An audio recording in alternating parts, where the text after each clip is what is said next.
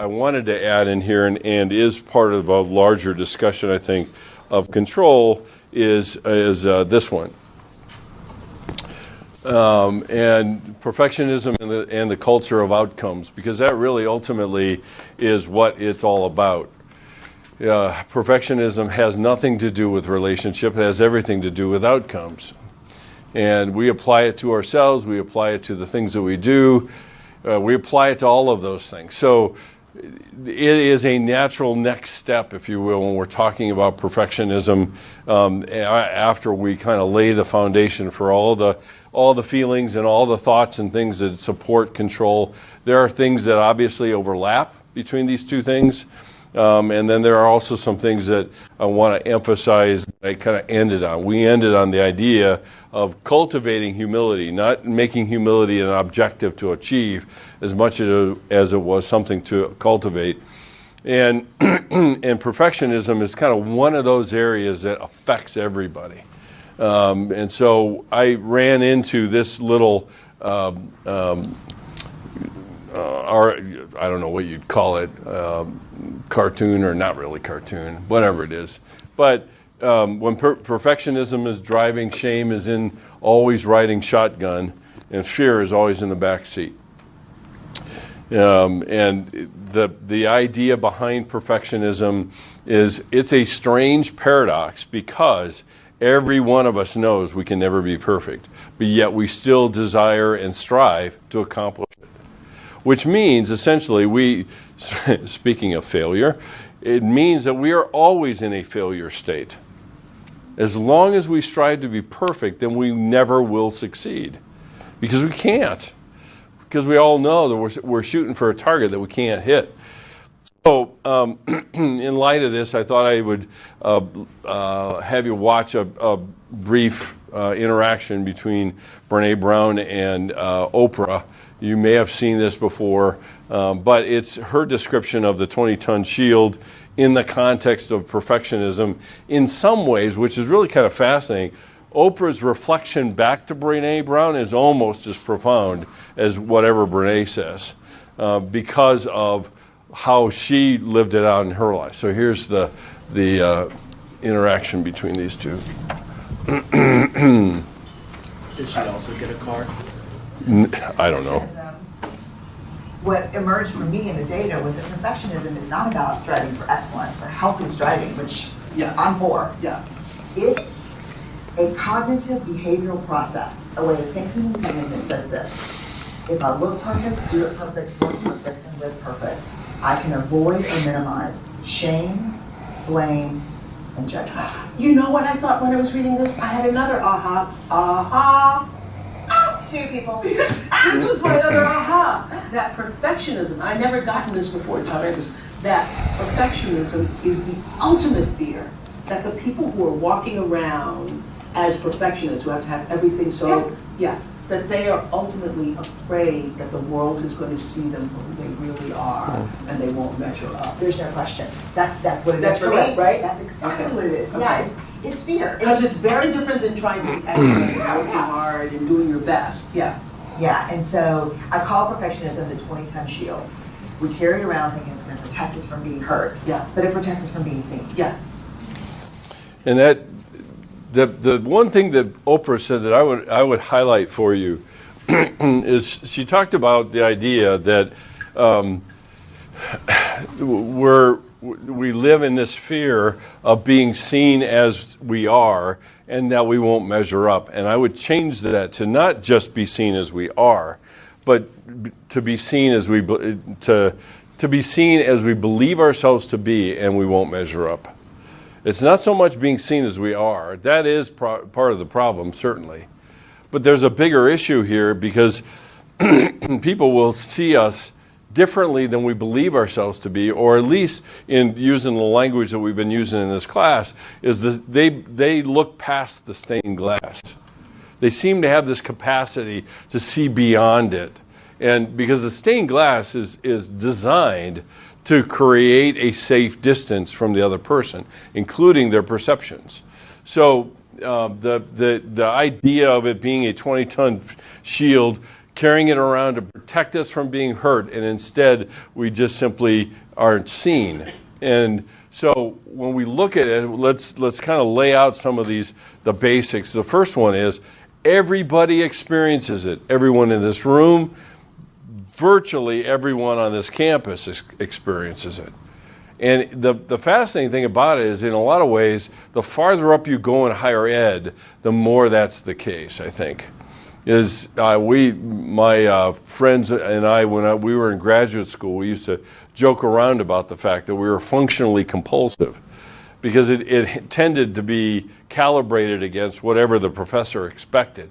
If they were really, really picky, then I got every bit as compulsive as needed to get the grade that I needed. But everybody experiences it, and that's why it is such a pervasive problem that we end up looking at it with familiarity and say, it's no big deal. It's always been there. That's something I've always thought. So the other part of this is that it also is the convergence between our expectations and others' evaluations. And that the thing to keep in mind with that is that we project our evaluations unto others. So others' evaluation is really a boomerang effect of what we have in terms of our expectations of us, and then what we see as other people's evaluations of us. And those things come into convergence between these. The third thing is something that I have said before, and that is perfectionism is actually an internal form of legalism. And so essentially, you don't perform and you don't get corrected and you change your behavior. You don't perform and you're condemned. And you're condemned in such a way that you really can't change it and actually remain in this condemned state. That's why I said everybody strives for perfection, which also means that everybody's struggling with failure, because we'll never get there. Now, most people tend to think in very dichotomous terms, which means that if I'm not perfectionistic, then I am settling for what? Most people would say failure. The reality is mediocrity is worse than failure. And so they say, well, if I don't strive for something and strive really high and expect really high expectations, I won't do anything. Well, try it sometime. And most of the time, what rises out of that is an anxiety, and so perfectionism ends up being a way to actually control the anxiety in us that everybody has. It's not really a matter of whether it's a clinical kind of condition or not. So it ends up being our very own unique form of Phariseeism, where behavior determines my worth and standing before God and others. And the Pharisees essentially they created whole books that were designed to measure how close you could be to God, otherwise known as righteousness. See, this is why we get a jacked up notion of righteousness. You guys have heard me say, righteousness has nothing to do with perfection. Righteousness has everything to do with relationship. So being righteous is being rightly related to God and others. And that's what's meant in Scripture. We read it as being perfect. It doesn't mean anything of the sort. It's all about relationships. Remember, all of the things that Jesus said during his time on earth was all geared toward relationships, and yet was heard as if it was all about objectives and measurement and doing something. And his intent had nothing to do with doing something, it had everything to do with cultivating how we were going to be, what kind of people we were going to be, what kind of relationships we were going to be. So, some other things to add into this stew of expectations and things in terms of why do we do it is, Brene Brown mentioned a number of them. Avoiding rejection. If I can be perfect before anybody else sees it, then I'm going to be okay. So rejection, exposure. There are lots and lots of people you will talk to, and a lot of professors even, who probably would never admit it, but they go through life waiting to be defrauded. In other words, they will be revealed for being the fraud that they fear that they see themselves to be. And perfectionism is this very, very thin veneer that runs over on top of it in spite of all the stuff that's going on underneath. So the exposure, avoiding disconnection. We believe that the more perfect we are, the more acceptable we are. And then, of course, the other one is a preemptive one. And I chose those words very, very specifically. It's not hating ourselves, it's despising ourselves before others do. Which means that I believe that people will feel about me the way I feel about me. And taking it a little bit farther, what does it mean? It means other people are me, because they're reflections of me. So the other part of it is that I will despise me before you despise me, and as long as I can have this drive to control how other people see me and the conclusions they make, then I will be okay. Otherwise known as approval or acceptance. So the fear that I said sits in the back seat drives this control. We talked a little bit about it in terms of how it drives our control behaviors and managing other people's perceptions. I will tell you something. This past weekend we did the silent retreat. And something really quite remarkable, I went so far as to say miraculous happened, because people actually believed when I told them that deep self-knowledge leads me to a deep knowledge of God. And a deep knowledge of God leads to a deep self-knowledge. To be known and to be revealed in those places that I am the most afraid of is the way to knowing God. Because we see a different part of God's character, because he's dealing with those parts of us that we have condemned.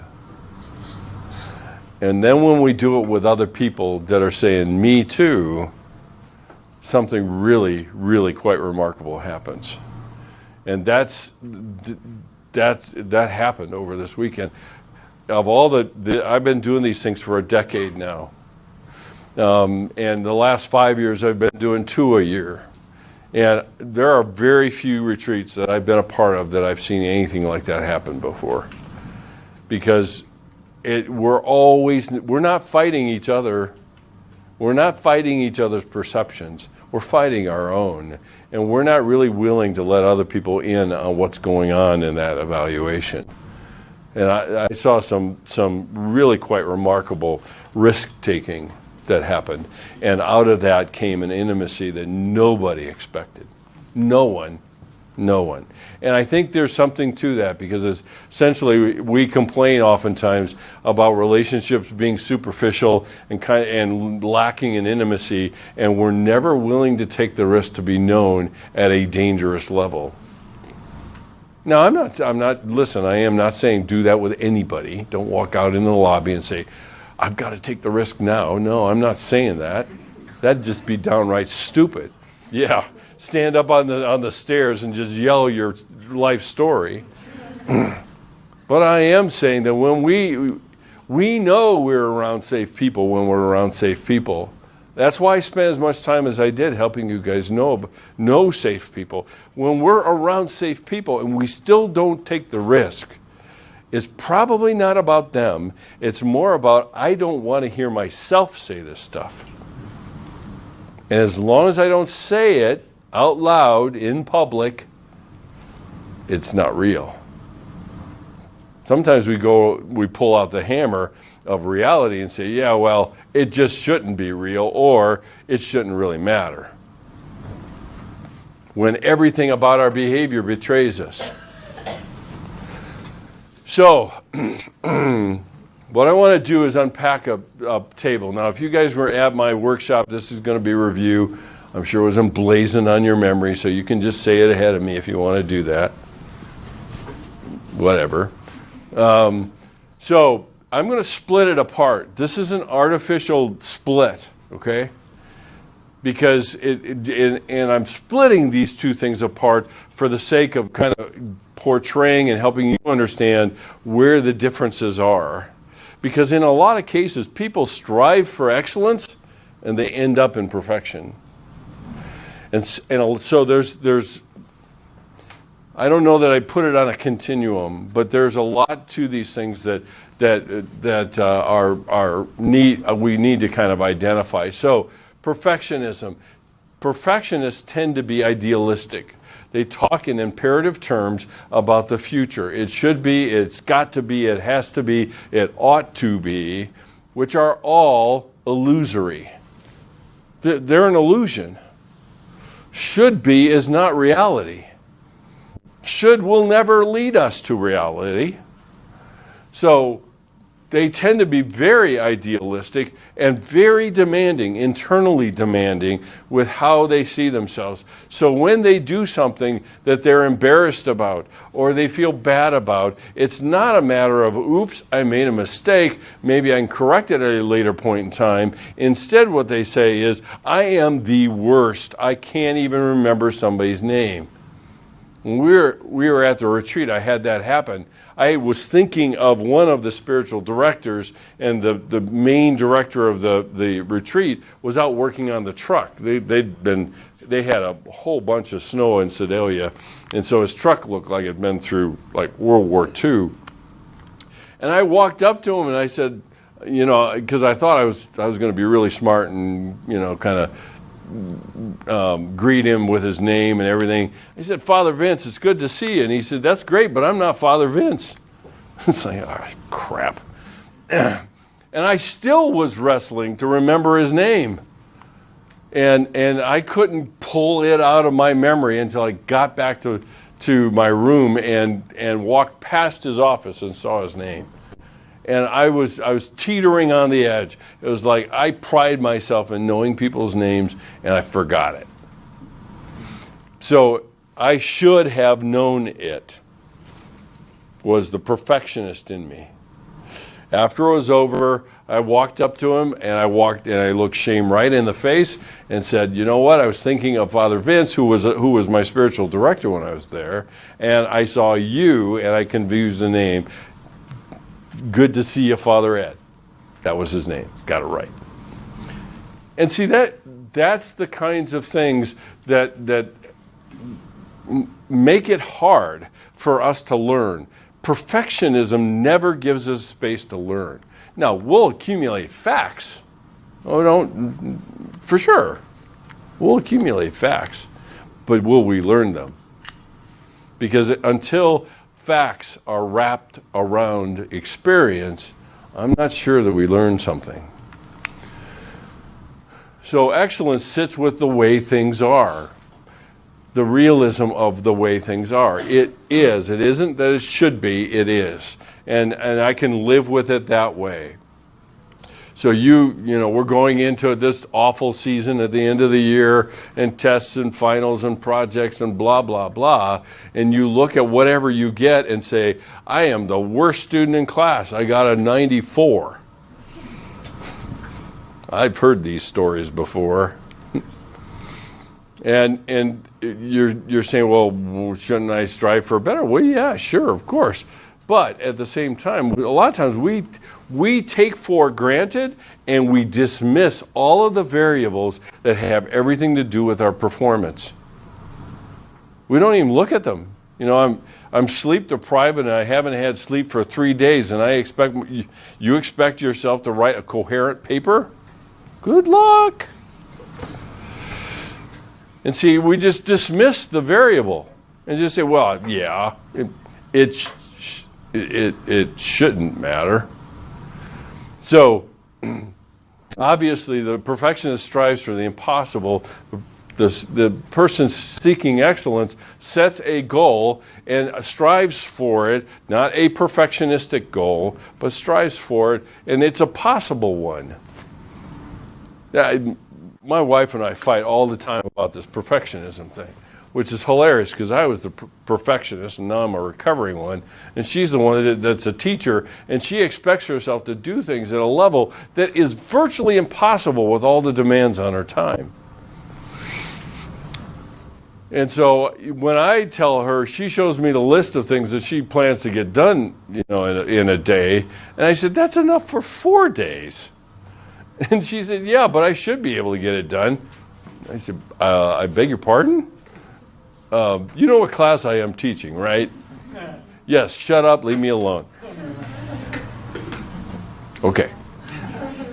Mama didn't born no fool. You do not grab a tiger by the tail and hope you don't get bit. So, God bless you, go with God, whatever. And I'll wait for the next opportunity.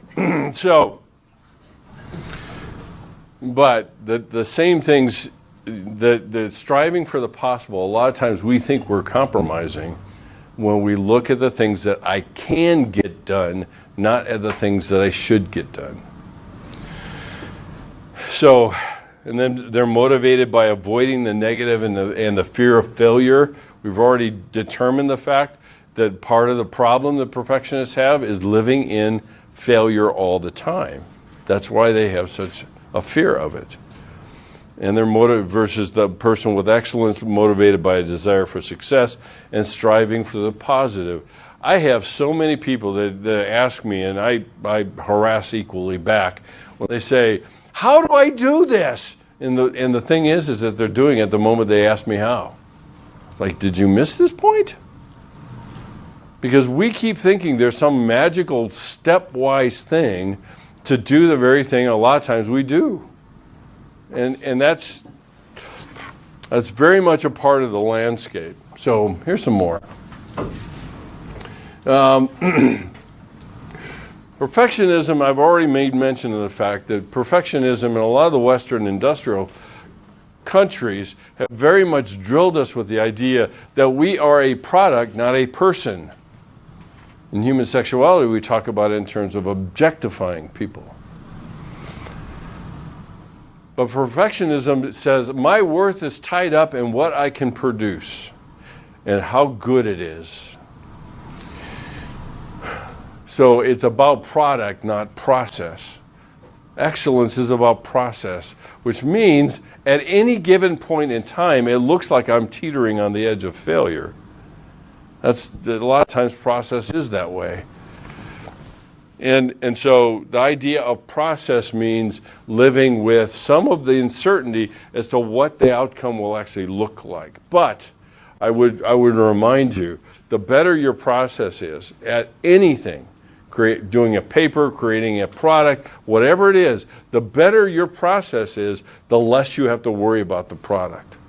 Because the product takes care of itself. The more we focus on product, the higher the level of stress goes, and the more variables that occur interfere with the very substance of the product. And that's what's missed. In a lot of cases, in a lot of companies, the ABC widget company, they put a good process in place. And when a product when a product goes wrong, they don't say, well, that product sucks. They go back to what in the process is producing it this way. We don't think that way with ourselves at all. We say the product dooms us. And so the terms that we end up using are catastrophic. The other one that you will see, and again, one that all of us have to contend with, is comparisons. Comparisons is expecting the best of me, period, compared to anyone else. Now, the worst part about it is if I compare myself to anyone and say, I just want to be the best, sooner or later, you're going to bump into somebody that's better.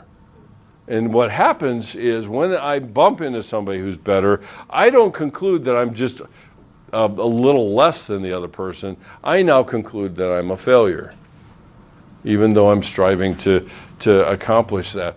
Probably one of the most devastating legacies my dad left behind in me was that one thing. He said, whatever you do, be the best.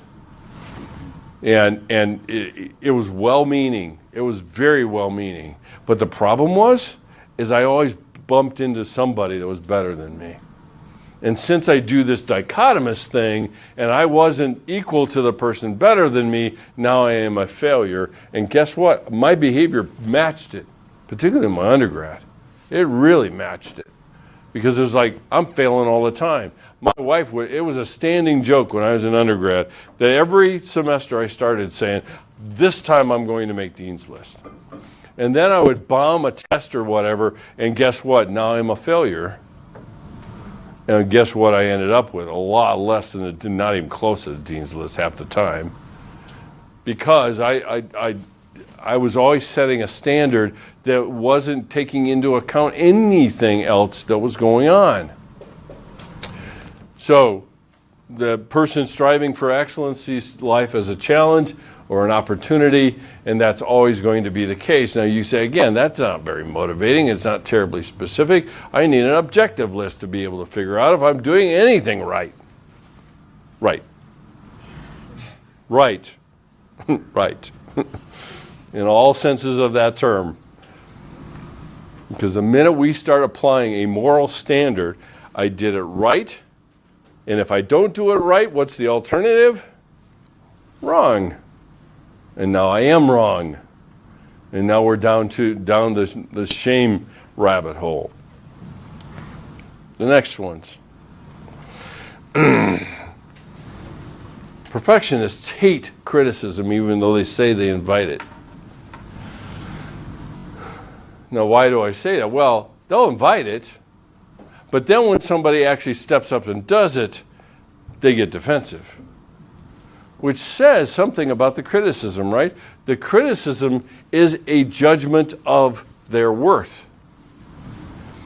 And so they may say that they invite feedback, but the people around them would say, yeah, there ain't no snowball's chance, and you know where that I'm going to give you feedback, because every time you do one of two things. You get defensive, or you get so defeated that I don't want you feeling that bad.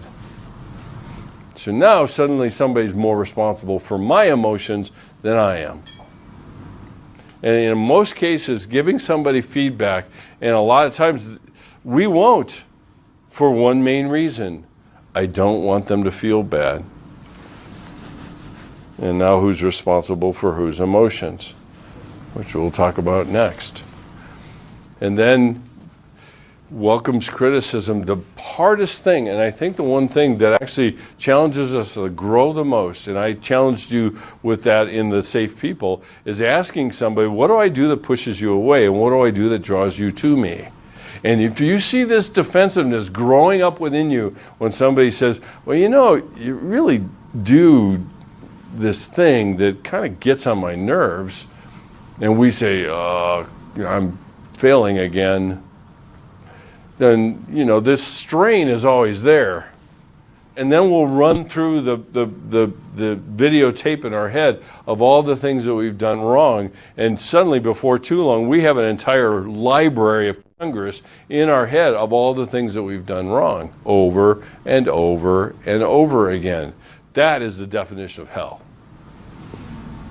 Is sitting in the theater and the entire reel is filled with all the things you've done wrong, according to a perfectionistic standard.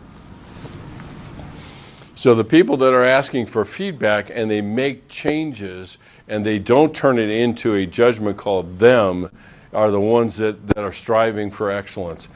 You know, I have a lot of people that in the psych major in particular that strive to be counselors and really want to be counselors. And the one thing I warn them about is one of the things that grows people the most when they go through counseling is being in supervision. Because you try to do the best you know how in talking to a client, and then you bring your tape in, sit it in front of another person, and feel like you have just, you know, opened the shower curtain and laid your soul on the table, and the person starts listening to it, and the first time they stop it and say, so why did you say that? And you're already scrambling for under the table. Because you're sure you did something wrong. I mean, they wouldn't ask that if you hadn't done something wrong, right? That's what grows counselors. The ones that are really going to grow are the ones that stand up underneath that and say, well, yeah, this was what I was thinking. And some of the supervisors say, oh, that was great. And you're going, you survived apoplexy for one more time. And then the tape starts again. And then they stop it again. And then your heart starts beating all over again. And they say, what if you tried it this way? And you're saying, oh, crap, I can't counsel worth a dime. You see how difficult it is to change anything like that?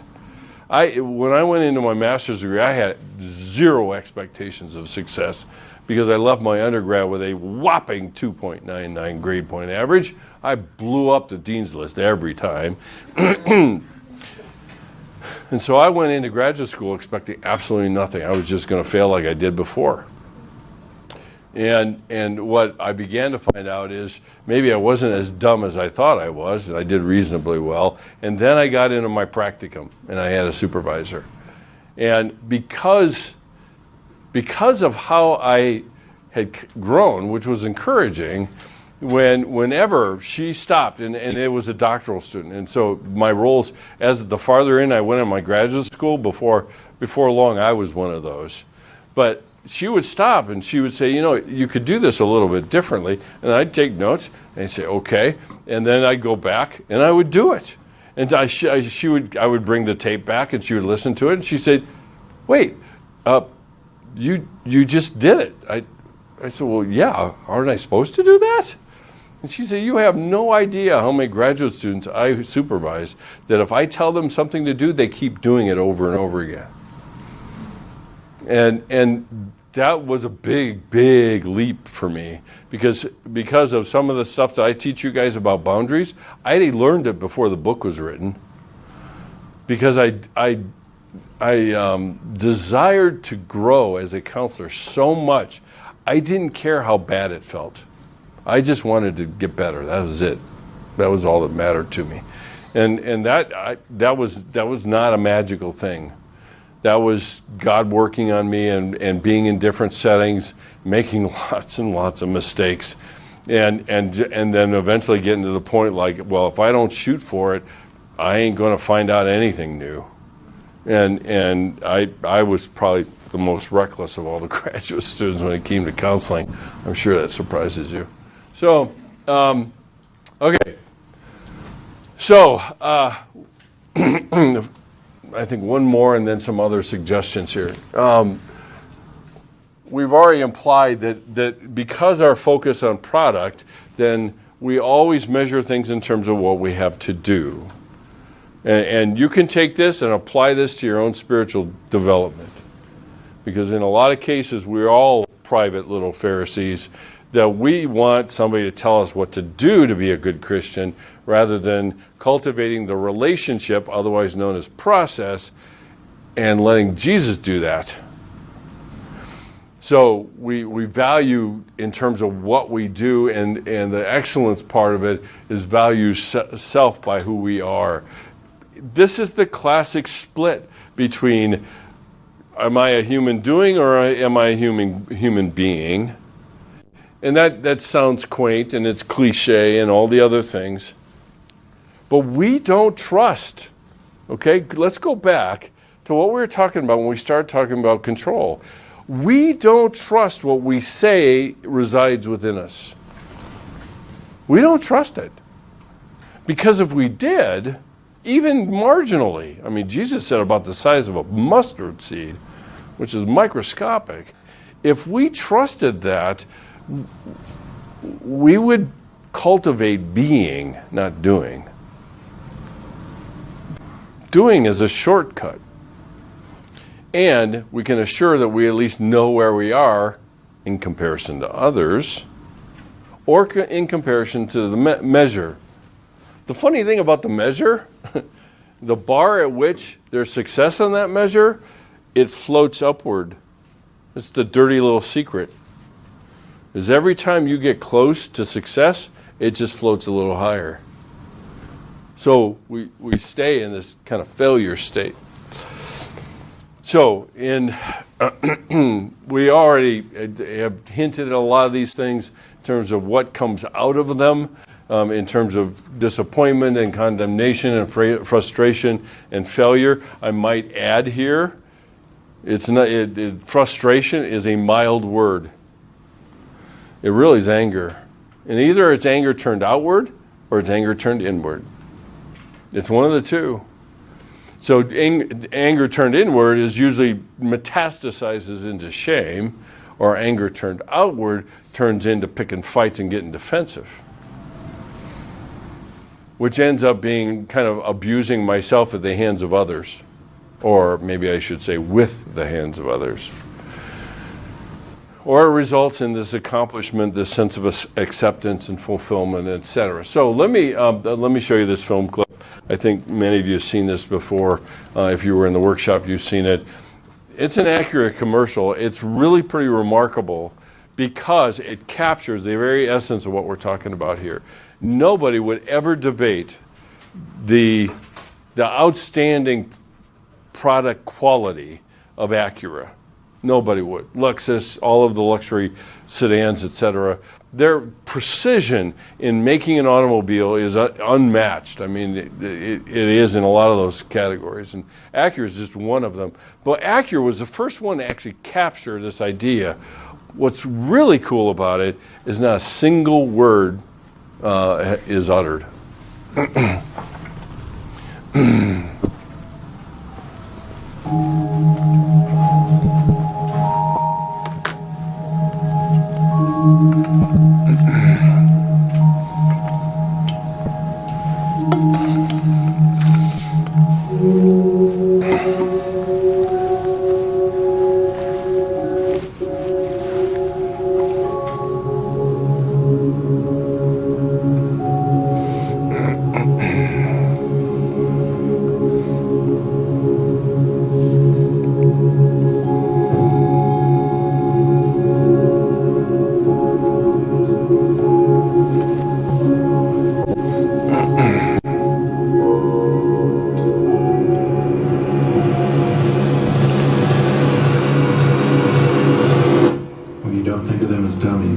Something amazing happens.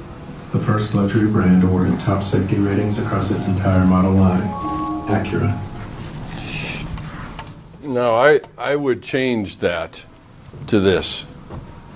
When you don't think of yourself as a dummy or an idiot or stupid or horrible or a failure or a loser or not smart enough or attractive enough, I captured everybody,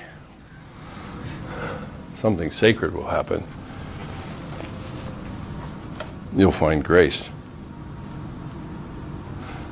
See, our language has a way of framing our experience, even our experience with God, and our words matter. So the little, phrase that is often said for kids, sticks and stones will break my bones, but words will never hurt me, couldn't be farther from the truth. But the words, we never define whose words it is. And I would say to you, it's ours. It's our words, our commentary on us that is so damaging. And we think, well, what's the big deal? It's just me talking to myself. What's the big deal? Yeah, well, your behavior betrays your commentary. Because behavior betrays beliefs. And our beliefs are formed in our heads a lot of times. So, lest I leave you there, the journey from perfectionism to excellence involves this little metaphor that I have developed over the years, and that is this or this. A tree you go over to Michael's and buy and strap on some oranges to it and proclaim it an orange tree. It is perfect. It is perfect. But this takes time. And it takes pain. Because cultivation is painful. And pruning, I don't know that the tree is screaming, but it's painful. The things that oftentimes we define as the worst parts of our lives are the very process by which it's cultivation time for us to produce And Scripture has these examples. Paul talks about what? The fruit of the Spirit. We take those as a list of objectives, and instead those are supposed to be the byproducts of something else. Part of the cultivation. So humility is not something that I put on. It's something that is cultivated when I deal with what? How I see me. That's why humility keeps coming up over and over again. Because we settle for self-deprecation when humility means a solid, appropriate, even modest evaluation of myself that does not highlight my flaws and destroy my strengths. It doesn't mean that at all. So, let me unpack this for you. Moving from one to another, it starts with the hardest one. Rejecting formula. The things that I made mention of this at the retreat this weekend is that whenever we go, a lot of times I'll tell people the story of how I got there and how it went about. And the thing that happens inevitably is as people are listening to that story that I tell of my experience, they're parsing it for a way to do it for themselves. Oh, well, if he went there, that's where I'll go. Because after all, that's where something really amazing happens. And if I do it just like that, all et cetera, et cetera. No, that doesn't mean I don't try. It doesn't mean that I don't try to look for feedback from people that have done something ahead of me, just as long as I don't translate it into this is what I should do and there should be some outcome as a result of that. Because your journey is nothing like mine, and mine's nothing like yours. If you try to impose on your journey the things that I talk about, it won't be your journey anymore. But see, journey requires trust too. A roadmap doesn't. I just follow the roadmap. But a journey is about the journey of trust as well. So rejecting formula, cultivating, develop this idea of cultivation rather than performance does not mean, again, you'll hear me say with each one of these, it doesn't mean this. Because it doesn't mean we don't do things, right? The papers that you all wrote in your freshman year, Lord willing, the ones you write now are better than the ones you did before. Lord willing. But that's cultivation. You learn from. I'll be honest. One of the most frustrating things about the feedback I give you is it's not read. And you know how I know? Because the next thing you write sucks as bad as the first one. No, I don't mean that. I don't mean that. I'm using your terms, actually. But it doesn't change. The same mistakes get made over and over again. It doesn't stop me from giving you feedback. I don't care. I do it for my benefit. But if you take advantage of it, I see change. I do see change. And that's what cultivation is about. But if it's about performance, you keep setting a standard for yourself you can't possibly keep. And you're not going to perform. Ultimately, at least initially, you might perform well. But performance begins to deteriorate without feedback. So, expect discomfort. Reinterpret things through grace. You've been learning a lot about that in this class and what it looks like and how it feels. And most of the time, we want grace to make us feel better. But not all grace does. It makes us uncomfortable enough to reevaluate. That's gracious. We don't think of it that way. We think it's mean. So resist comparisons, evaluate expectations. You guys have heard me rant about this one before. Because in most cases, people don't know what their expectations are because they never look at them or evaluate them. And then when they go and met, they realize, oh, I guess I did have those expectations. Where'd those come from? From perfectionism, usually. Keep an eye on your impatience with others. Your expectations about yourself is oftentimes imposed on others. We talked a little bit about that with in the control stuff that we were talking about. Grow in grace. It's a lifelong journey. It is not a skill to master. It is something that we're always incrementally learning a little bit more from and in. Find other recovering perfectionists. There are a few here. And that's, I use that term very intentionally, because recovering perfectionists are one that are probably going to be doing it the rest of their lives.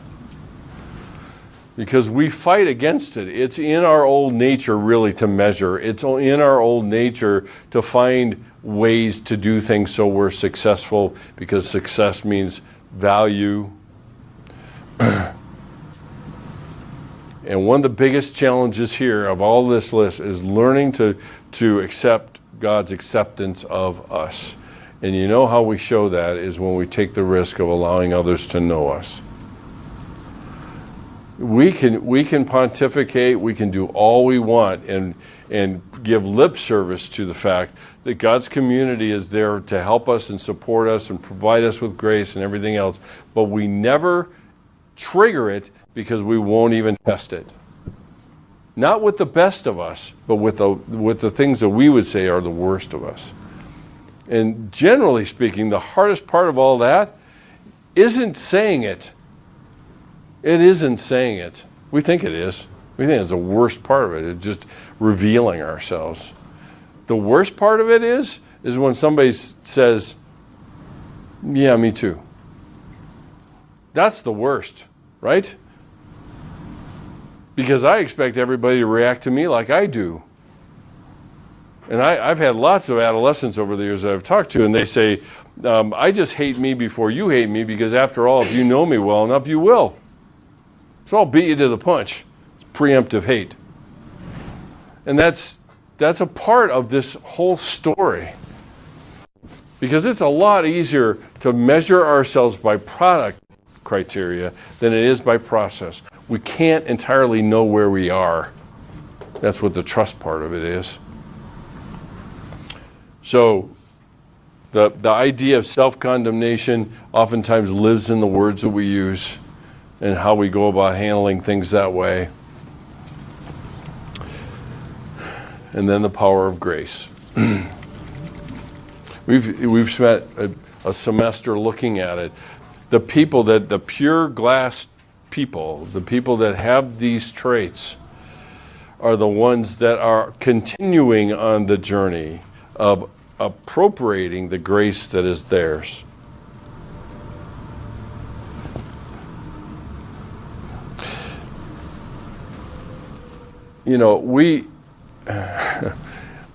I think we all theologically can agree that we will never be outside of God's presence.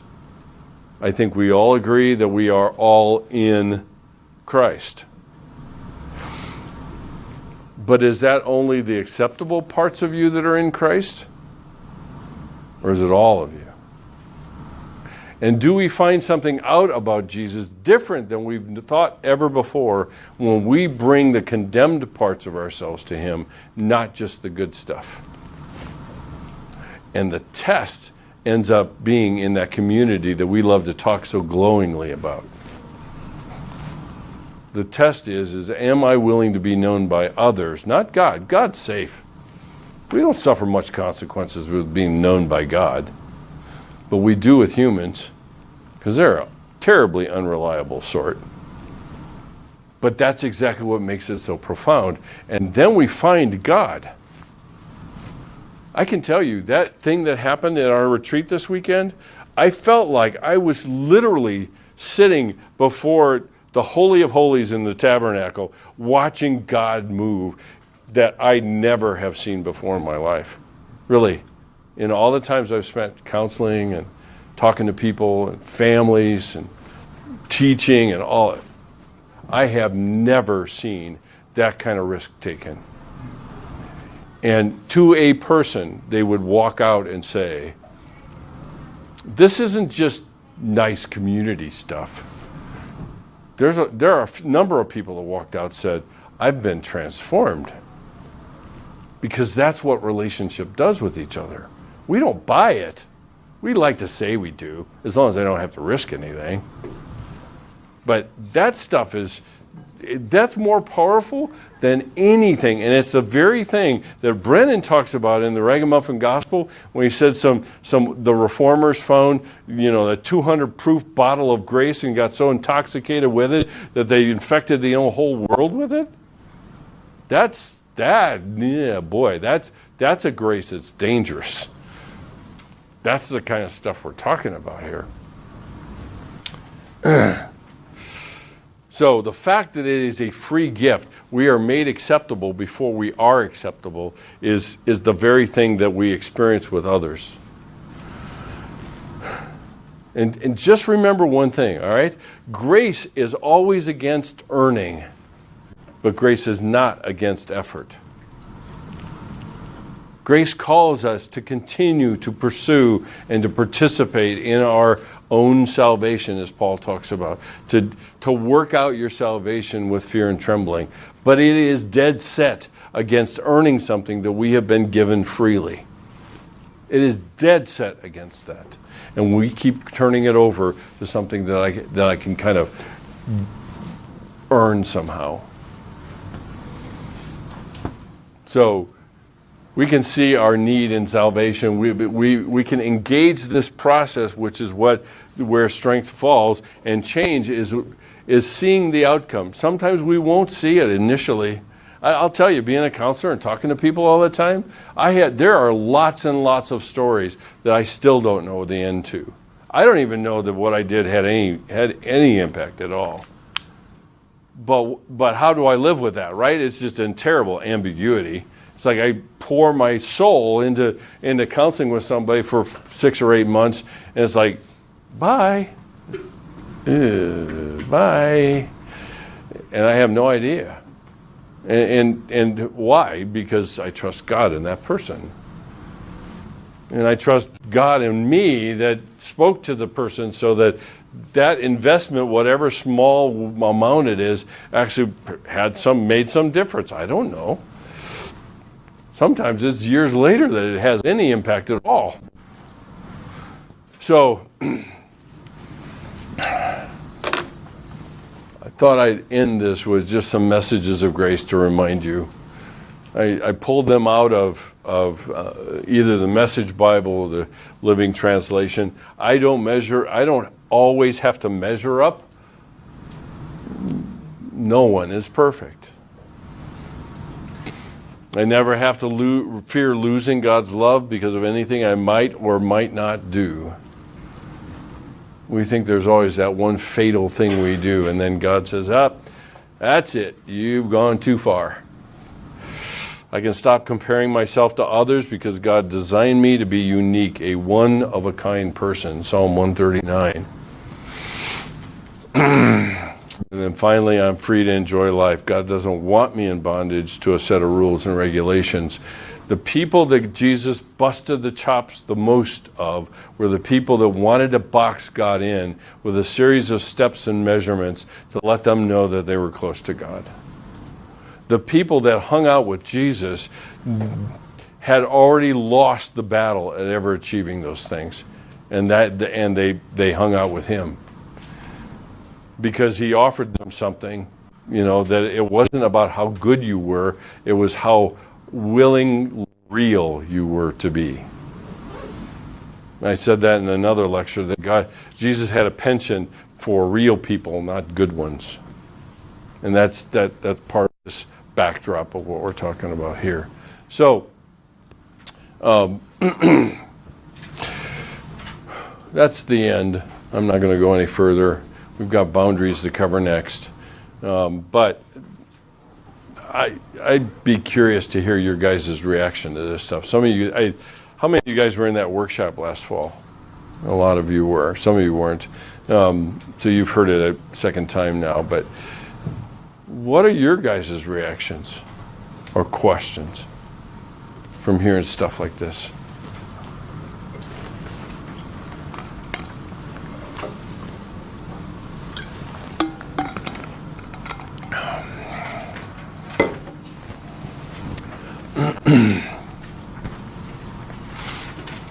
Yeah. So when it's like expect the best in comparison to everyone else, in group, I was kind of talking about like on the heart sheet that you gave us. There's some like things that are good on the inside that I don't want anyone to see. Do you think that is like a combination of like, because it's not wanting people to see the best, but like almost like hiding like parts that are the best because of that criticism piece? Would that be kind of what it was? So you're hiding things that are the best from being seen. Yeah. And what's the motivation?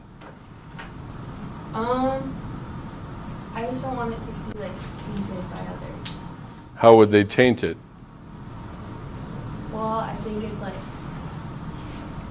I value their perception over my own. So it's a means of making sure somebody can't change it by their perceptions of it. Yeah. Are you listening to what you just said? We still lapse into image perception management. Yeah. And I think that, I think it's so inborn in us that we don't even notice that we're doing it. So it's like you're saying, Caitlin, is I'm going to keep it back because I don't want anybody to see it and then make a conclusion that I'll have to conform to. I'll keep it to myself because then I can keep it good. Because other people may not see it as good. Yeah, you're right. They may not. They may not. But I think you got to be careful about the motivations, because ultimately it's still really the image management of the stained glass. It's the same motivation, just looks different. So, yeah.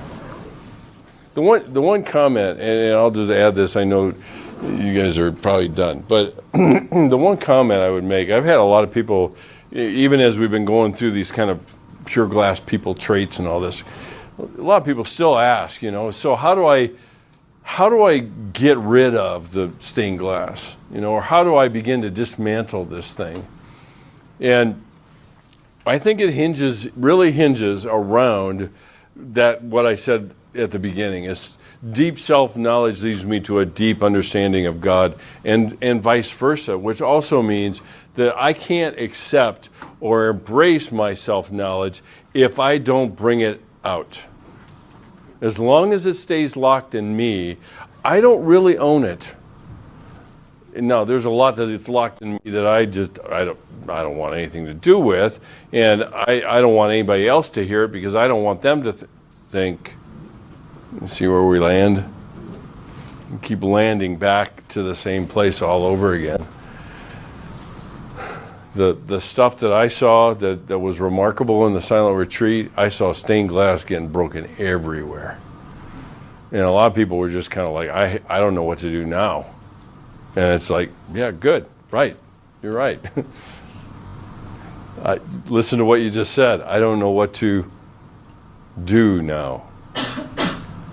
Versus, who am I to be now? And what do I cultivate me to be?